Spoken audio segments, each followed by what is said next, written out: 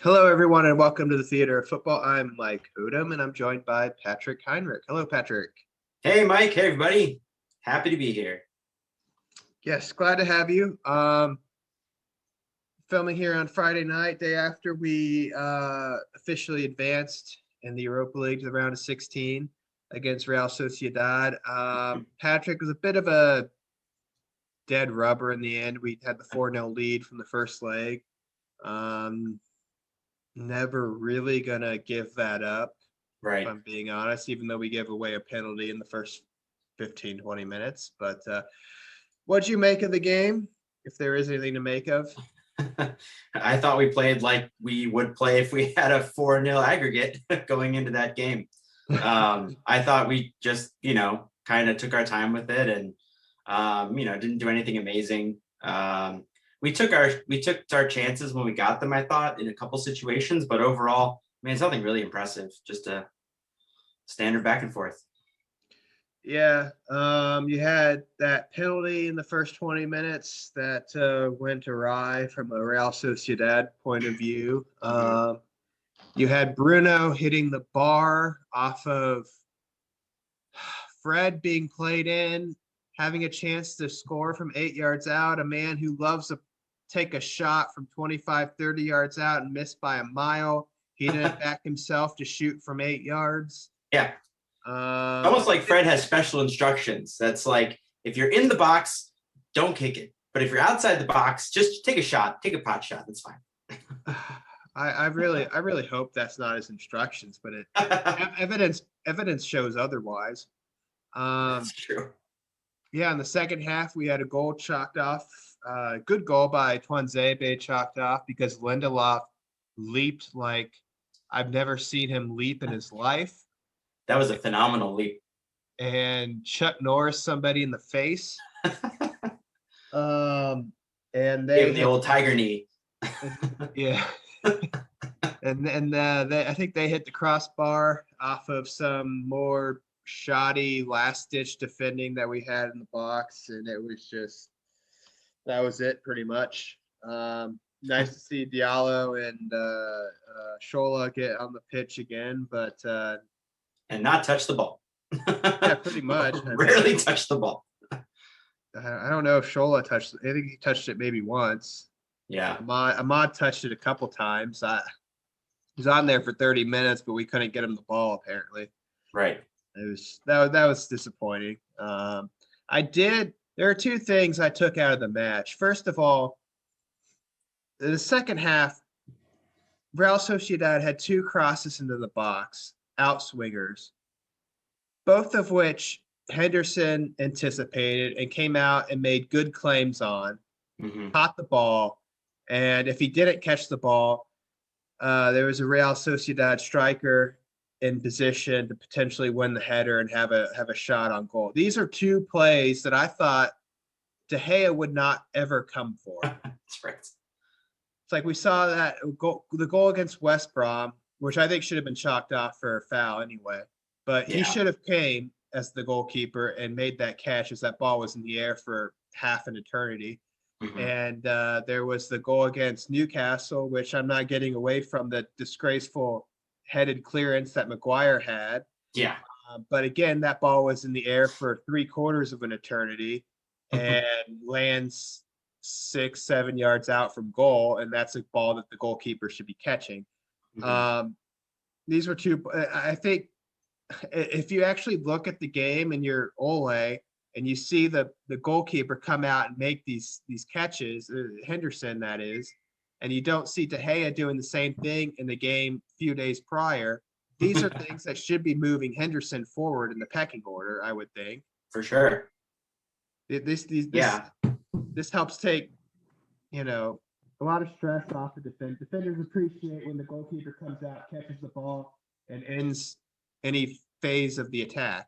So at this point, I'm kind of getting like, I know De Gea is not the only problem with our leaky defense, but there's a potential solution there that I think deserves a run in the side. Yeah, I think anything this game absolutely showed that Henderson could be in a position to take over as number one keeper. Yeah. And the other thing I took out of the game was this in that second half as well was actually I thought Twanzebe, I know he scored a goal and it got chalked off. Yeah. But I thought he was really good in the midfield. Yeah, I thought so too. He definitely beat out a lot of people and won a lot of won a lot of balls in the midfield. So I thought he did really well. Yeah, he won a lot of duels, and he kept the ball moving nicely. Got in the box a couple times, as did Modic actually playing alongside him.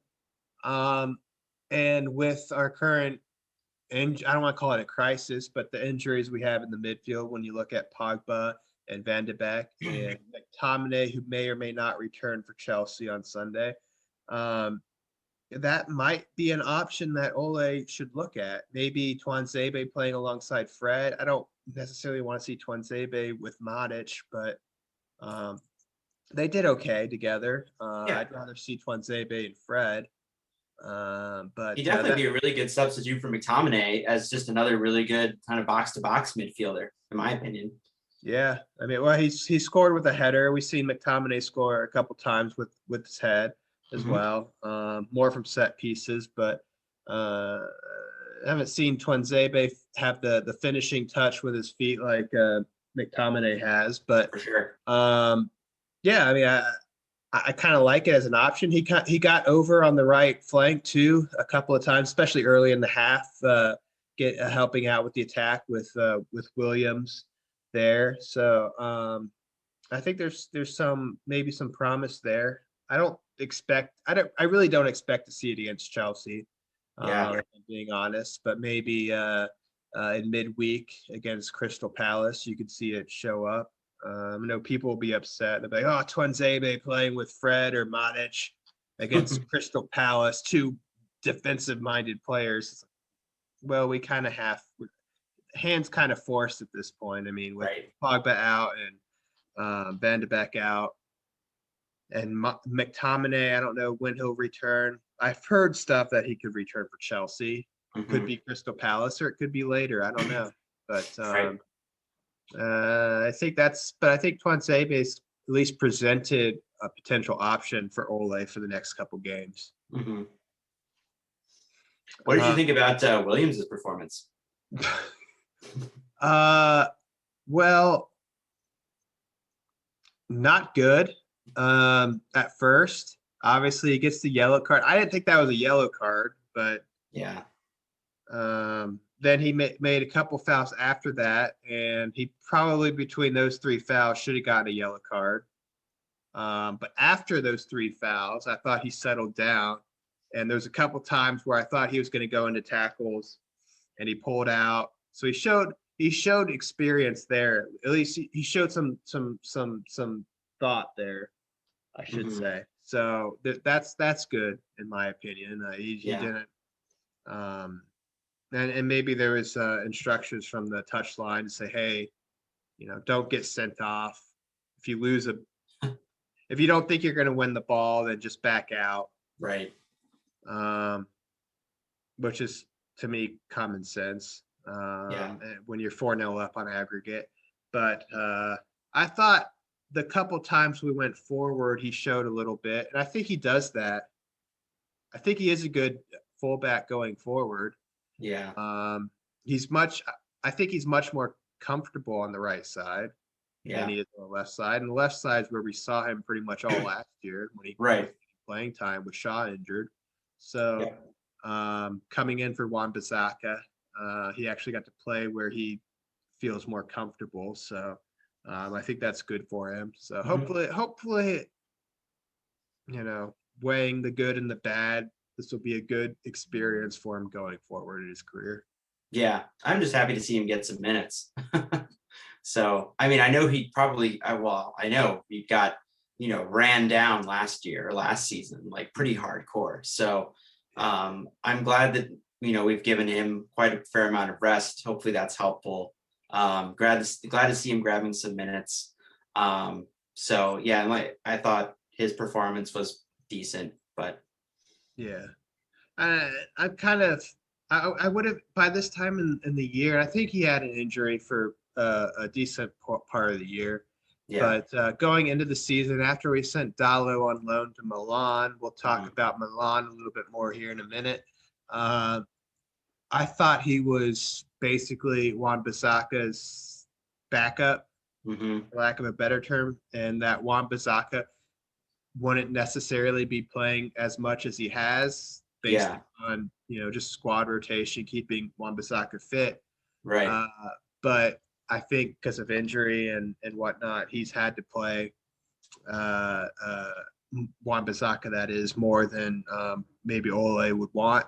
So it Right. was good to see Williams come in and take 45 minutes off of Aaron, Right. and hopefully we might see a little bit more of him. Although going forward, looking at the fixtures, looking at who we play next in the FA Cup, looking at who we play next in the Europa League, I think as long as Wan-Bissaka stays fit, he's probably the man.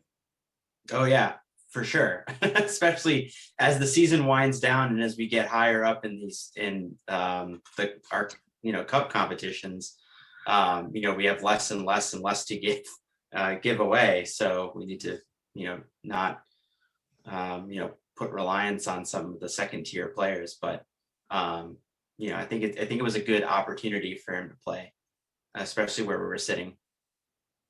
Yeah, definitely. And yeah, I mean, you get to this time of the year, it's time to pick your best players, and I think it's pretty obvious that Wan-Bissaka is our best right back. So he's Yeah.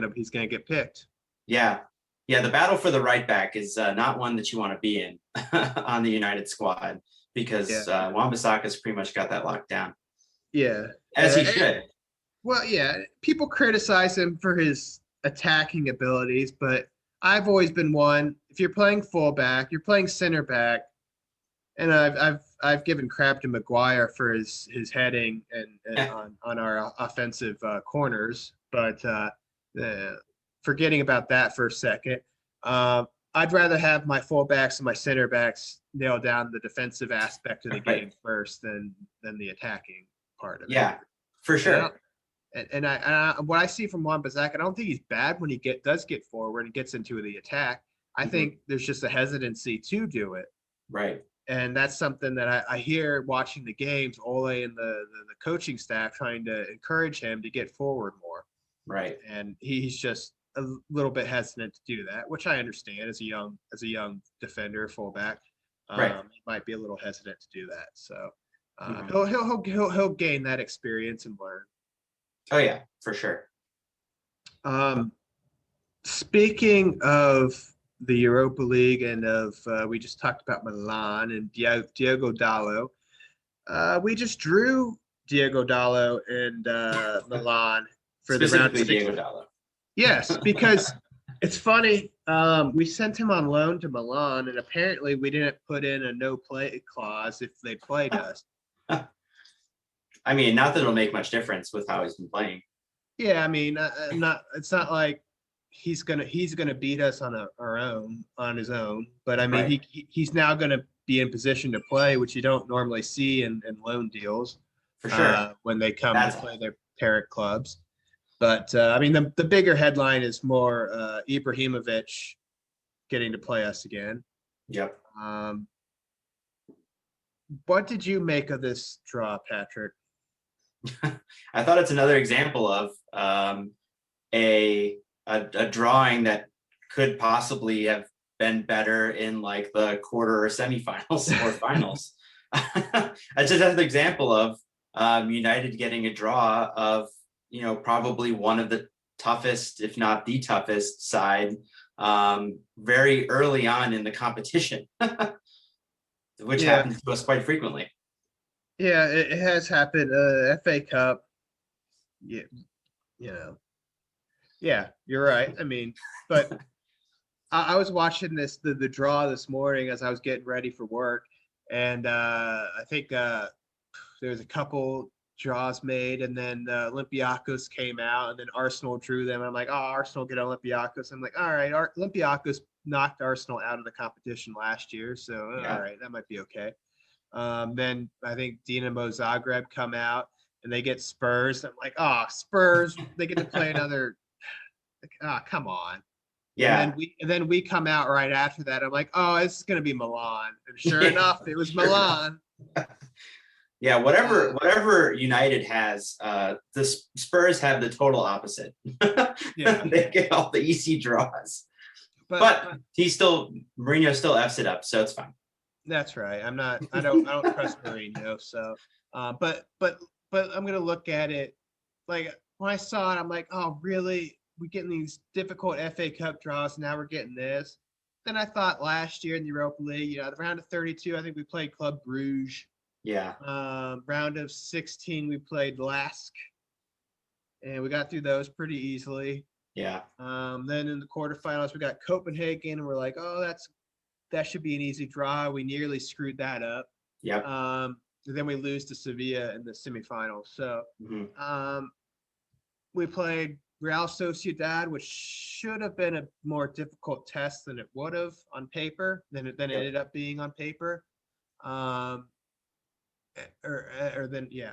So, and now we play Milan, and Milan's a team that I think they're currently second in Serie A, Yep. and they look like they're going to be in the Champions League next year. Right. And we look like a team, if we keep pushing, we get, a result on Sunday, we should be in the Champions League next year. So this could potentially be a knockout round fixture in the Champions League next year. Sure. I think Milan, I look at their team, I look at how they're set up with youth, not just Ibrahimovic, but I think they're set up for a good run here in the next few years. They're trying to turn the club back around, kind of like how we are. Yep. So I think they're on the right track. Like I think we're on the right track. So I think this is a really good opportunity with how youthful and inexperienced a lot of our squad is. We have young players who are experienced, and we have some older players like Harry Maguire who are somewhat inexperienced, at least in the European game. Right. So I think this is a good opportunity if you look beyond the fact that we want to win a trophy, right? Mhm. I think it's good Yeah. that we play the best team, in my opinion, that was left in the draw in Europe. Mhm. Um, I've never been one to like. I've never been one to enjoy playing another English team in a European competition. Not that I Yeah. don't think we could beat them, but just it's Europe. I want to go play a team in Spain or Italy or Germany or France, Right. somewhere else. Um, but I think it's a good opportunity for the players to look, whether we win or lose. I think it's a good opportunity for the players to learn and move forward because we'd like to win the Europa League, but our ultimate goal is to get the Champions League back. Right. So I think this experience can only aid us in that cause. Yeah, absolutely. It's a really good test of also a good test of how far we've come, and to see Yeah, if we can, it's to me, like you said, it's a good, in making the comparison to, next year's Champions League and how both teams are going to be positioned. It's also a good, litmus test to see how we might do, in a Champions League matchup in the future.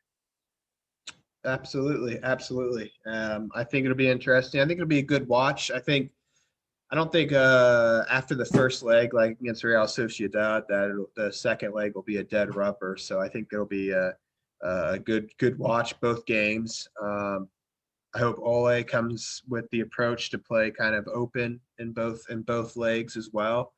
Mhm. But that'll be in I don't know what 12 days, 13 days time. So we'll have plenty of time to discuss that a little bit more. It would have Patrick, even been a better Europa League final to watch, but whatever.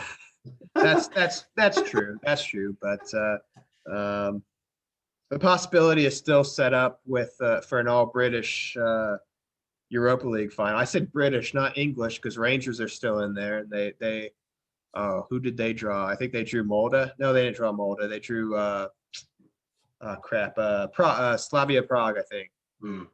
So they could get through that and set up a potential quarterfinal. Of course, they're managed by Liverpool legend Steven Gerrard.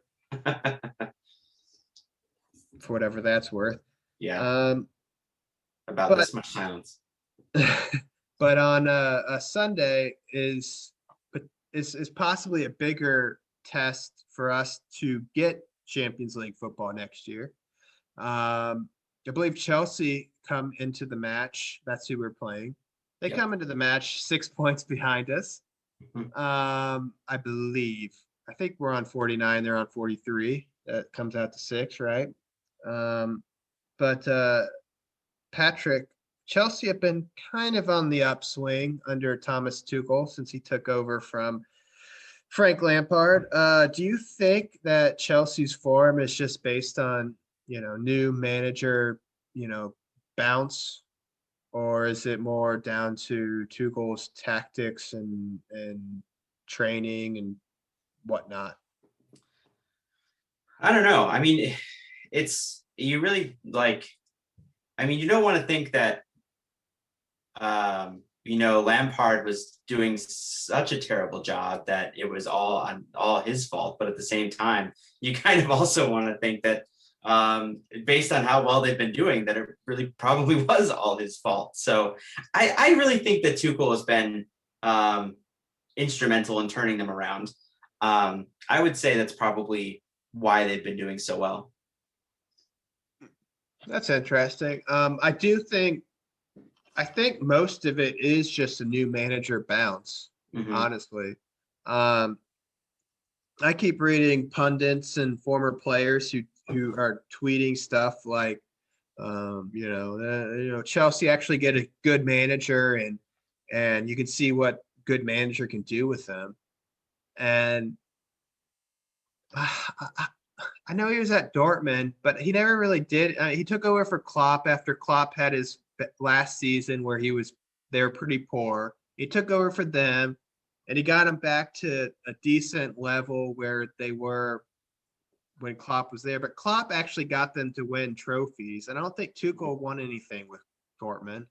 He Right. went to PSG, and he fell out with people. I think he fell out with people at Dortmund. He went to PSG, and from everything I read, he was upset with the politics, and he felt like he had to just rely on Mbappe and Neymar to get results, and he couldn't Mhm. actually do, pursue any of his football philosophy or what have you at PSG.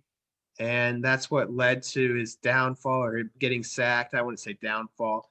Um, and now he goes to Chelsea, which is all political.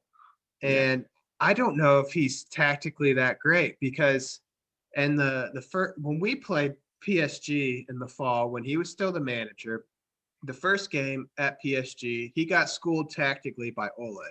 Hmm. The second game, he won, and I feel like he won. We had opportunities to put that game away before they went ahead.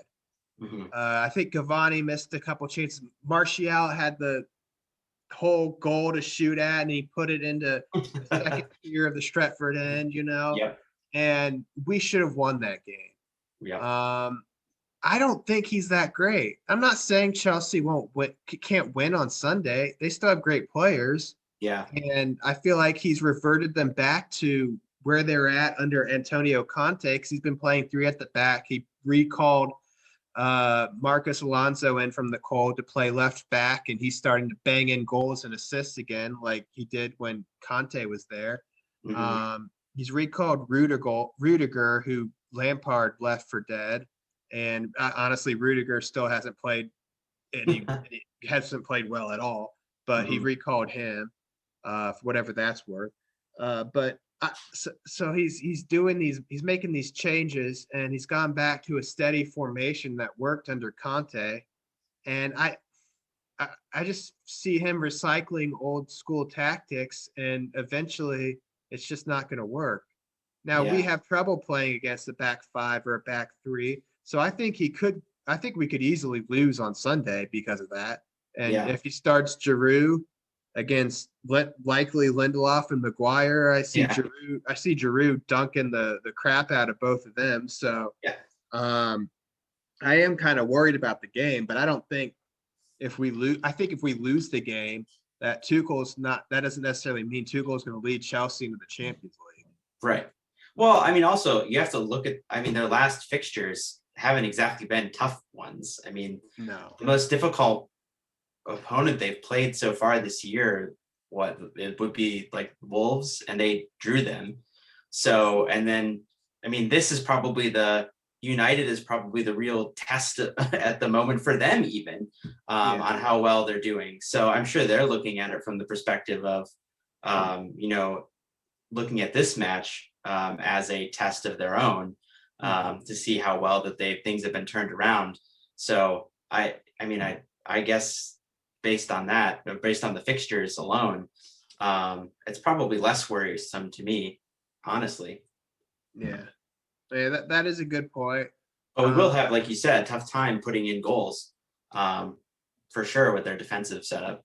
Yeah, and especially if Cavani's still out, Right. he's not going to occupy one or two of the three center backs. So, and Rashford or Martial, Greenwood does a little bit better of a job of it, but he's not quite finishing on all cylinders, if you will. Mhm. But the whole idea of playing three at the back, you want to get your wingers in between the wing back and the outside center backs.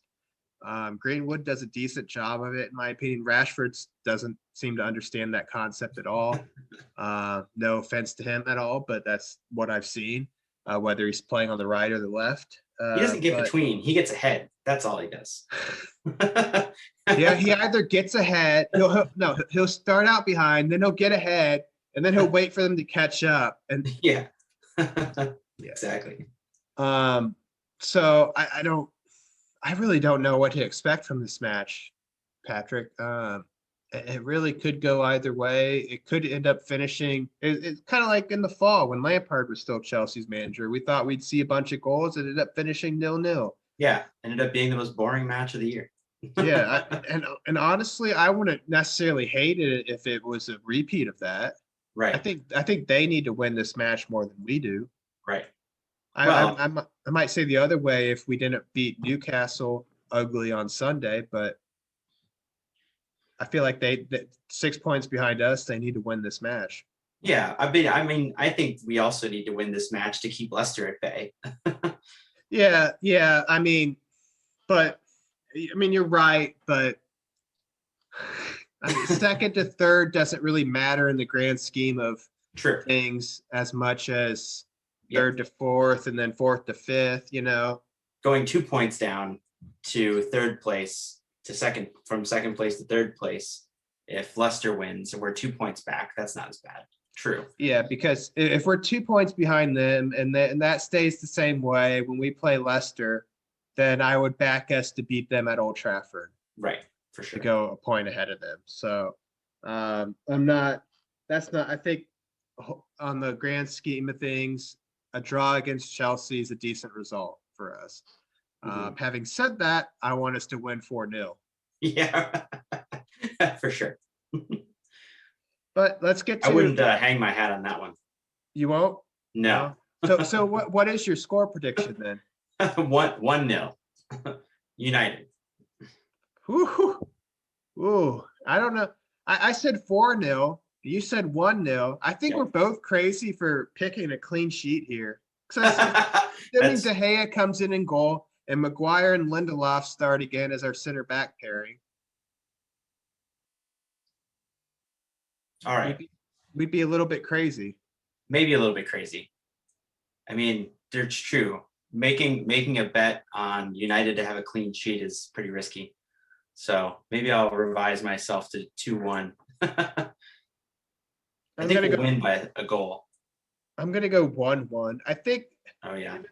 I think we'll create very few chances, even though there's a good likelihood that Rudiger starts at the back for Chelsea. He'll make a mistake, and we'll capitalize on it, and we'll go ahead. We'll go in front early, and then Chelsea will equalize, and it'll finish 1-1. Well, it won't be quite the boring 0-0 that we saw in the fall. All right. Well, I hope it won't be quite the boring 0-0. No, yes, me neither. Although, what we should be saying is it'll be really boring because we did that earlier in the season and said it'd be a really good game, and it turned out to be crap. So if we say this game is going to be crap, then maybe it'll be really good. Yeah, don't watch the game. There's gonna be no chances created. Well, watch the game if you're out of Ambien and you want to get some Z's That's right. in the middle of the afternoon here in the U.S. Or at early evening there in the UK. Watch the game. That'll put you to sleep. Yeah, nice Sunday nap. That's right, Sunday nap. But the curtain is now closing on the theater of football. I want to thank Patrick for joining me. I am Mike Hodum. Let us know your thoughts on Twitter at Theater of Football, as always. And enjoy this weekend's matches. Yep, enjoy that football. Oh, hello. Thank you for watching the Theater of Football. If you think Mike got it wrong yet again, please leave your thoughts in the comment section below.